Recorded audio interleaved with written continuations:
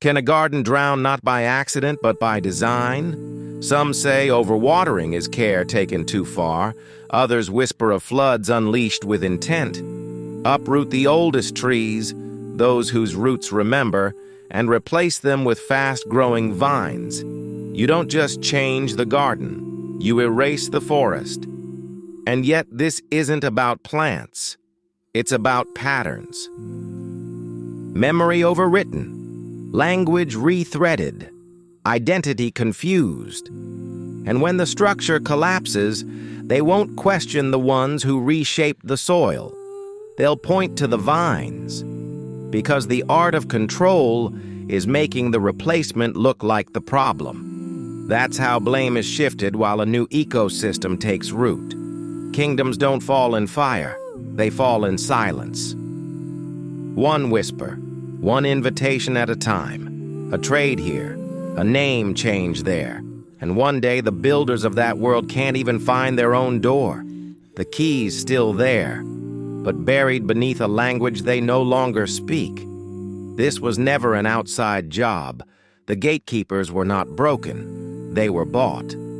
Insiders traded the blueprint for silver, selling off the coordinates to something sacred. And as the edits multiplied, truth began to sound like defiance. Familiar landmarks were renamed. Stories once shared in song were trimmed into slogans. That's how a homeland becomes a holding, through paperwork, policies, and polite rebranding. Not through invasion, but through architecture. It doesn't scream, it reorganizes. The edits don't happen on screens alone. They happen in classrooms, in rituals, in the space between generations. And just like that, the center shifts. One day you look around and realize you no longer speak the language of your own foundation. It's not just history that's been rewritten. It's the internal compass, recalibrated to someone else's design. The signs remain, but the meanings have been reversed, and what was once home now feels managed. You feel it before you see it. Something subtle, like a song you almost remember but can't quite hum. Names once spoken with weight are shortened, softened, or discarded. The rules shift like sand, never rewritten outright, just nudged until they no longer hold. They call it progress, but it moves more like erosion. Familiar lines blur until belonging becomes performance, not presence. What once was sacred becomes optional. The voice of the land, once resonant, grounding, fades to background noise. And when someone says, "I remember," they're labeled a relic, a glitch. But they're not broken. They're the archive. And archives threaten any system built on forgetting. Because memory is a map. And if that map survives, it leads back to truth, to roots, to resonance. That's why they fear the ones who remember. Not because of what they know, but because of what they might awaken. This was never about territory. It was about memory. About who holds the story of a place and who's been taught to forget. When memory fades, the language frays. The reasons vanish.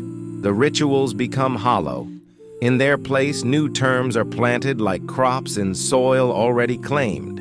Words that rewrite the past while disguising themselves as progress. The ones who speak of what came before are labeled dangerous or obsolete, as if memory were a threat. But silence isn't peace. Forgetting isn't freedom. They aren't just altering the surface, they're altering the structure. And when the structure shifts, the soul follows. Ever feel like certain words don't carry their old magic anymore? That's not decay, it's design. Meanings are being redefined. Tones that once healed now feel foreign. But beneath the static, ancient tongues still hum, in lullabies, in stones, in dreams. And when you remember them, you remember who you were. Not all languages were made to be spoken. Some were meant to vibrate. Whispered breath shaping sacred sounds, each syllable a tuning fork for reality. Before letters there were tones. Before tones, intent. Before intent, resonance. And that resonance wasn't taught. It was felt. These weren't words for reading. They were instruments of creation. The ancients didn't say, "Open." They sang the frequency of unlocking. They didn't name a thing. They activated it. Language wasn't a tool of communication. It was a blueprint. That's why you weren't taught this in school. Because if you knew how to speak with frequency instead of form, you'd start unlocking things they've tried to keep sealed. You'd remember what they buried. Not just knowledge, but power. Power that didn't dominate, but harmonized. Power that didn't rule, but resonated. And in that resonance was truth, encoded in breath, waiting to be spoken once more. The original languages weren't collections of words. They were spells, structures of sound meant to shape the world. That's why certain symbols echo through every culture: the spiral, the staff, the serpent. Not coincidence, but fragments of a universal code. A system that once built cities, aligned monuments with stars, charged pyramids with intention. But that power was too pure to control, so it was fractured, rewritten. Language was severed from its source. Now we speak in static, flat syllables with no depth, no charge. The parasites didn't just change our words. They scrambled our signal. Sacred geometry became decorative. Meaning became muted. And the tongue that once fused stone with spirit was erased. Now we speak noise and wonder why the world feels disconnected. But the old symbols remain, carried in dreams, etched in stone, waiting to be remembered, not as art, but as access. Not as myth, but as memory. Think for a moment. Why are they called characters? Why do we spell words? Because language was never just a method of expression. It was a ritual. Each sentence cast a pattern, each phrase a frequency. But the alphabets we inherited were engineered to distort. Cursive was once a current. Runes were roots, symbols, signals. Today we speak in fragments, broadcast static, and wonder why nothing resonates. The original tongues moved air, shaped matter, bent time. They were blueprints, not decorations. Before books, there were vibrations, chords that aligned with the bones of the earth. The old builders didn't describe. They commanded. They didn't say rise. They spoke the frequency of rising.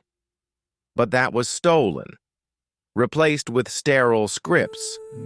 Now, when we speak, we echo noise instead of knowing. And the question remains, what would happen if we spoke again? Not with grammar, but with power. Not with voice, but with vibration. The story of Babel wasn't about pride. It was about potential. A single tongue once connected all people, not through words, but through unified resonance. A pure frequency, capable of building, aligning, remembering. And that was the danger, not the tower, but the harmony. So it wasn't demolished, it was disrupted. The tongue was split, the signal fractured.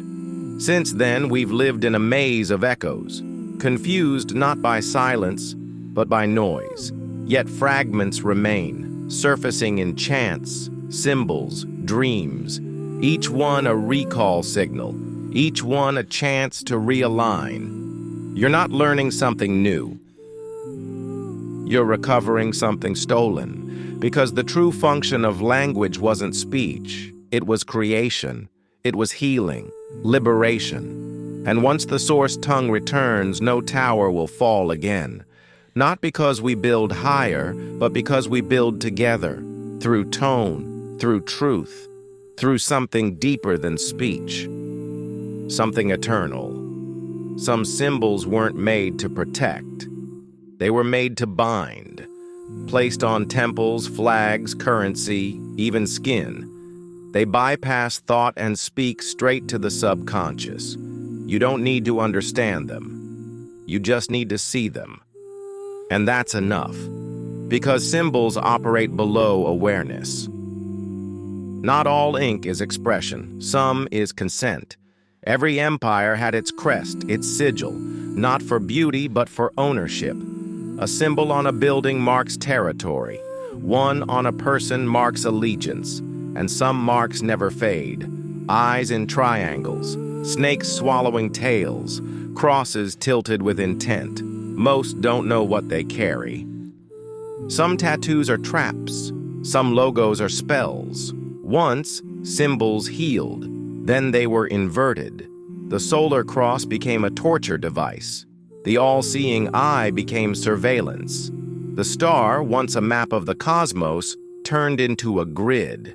Geometry was weaponized. The circuit replaced the sanctuary.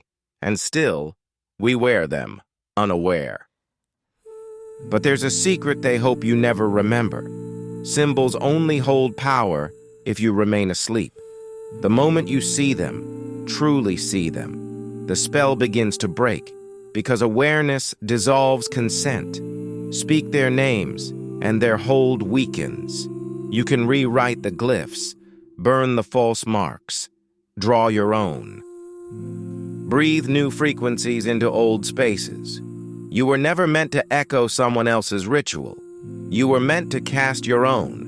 The memory lives in you, not in books or screens, but in your bones, in the breath between words, in the silence behind sound. The system feeds on repetition. But the spell ends when you stop repeating it. This isn't just about fashion or faith or tech. It's about language as a spell, and you, the one who remembers how to wield it. Speak from the soul, not the script.